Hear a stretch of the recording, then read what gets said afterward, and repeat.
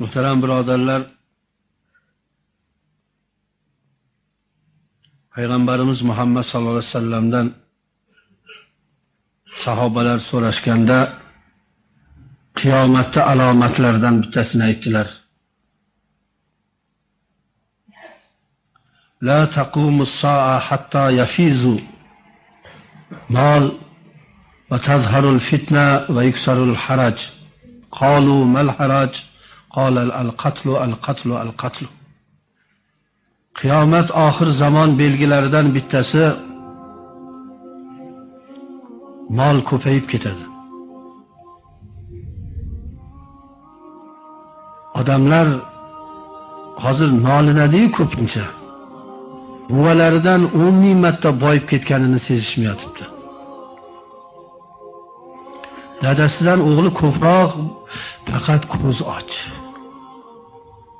Kam yetmaydi.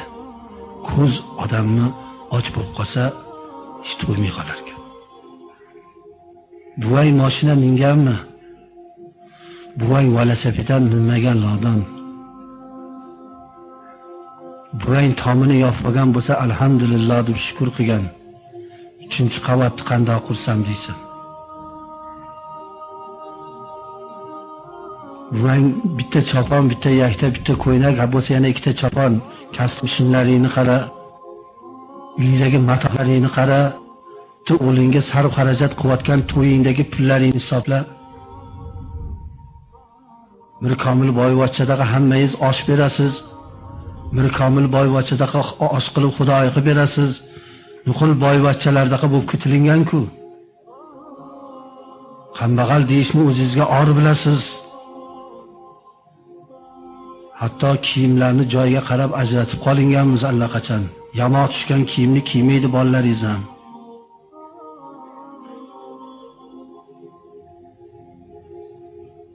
Unsom 20 so'm pulni pul demay qo'yilgan. Mol ko'payib ketadi, odamlar sezmaydi. Fitna ko'payadi, fitnachilar ko'payib ketadi. Bir narsalardan kavlab bir narsalarni chiqarish suratda. Mana nima bo'lyapti? Mana shu nolinish nimaga olib kelyapti? Yaxshilikka olib kelmayapti nolinishlar. Har bir norizo bo'linaversa, borgan sira qiyinlashaveradi ish.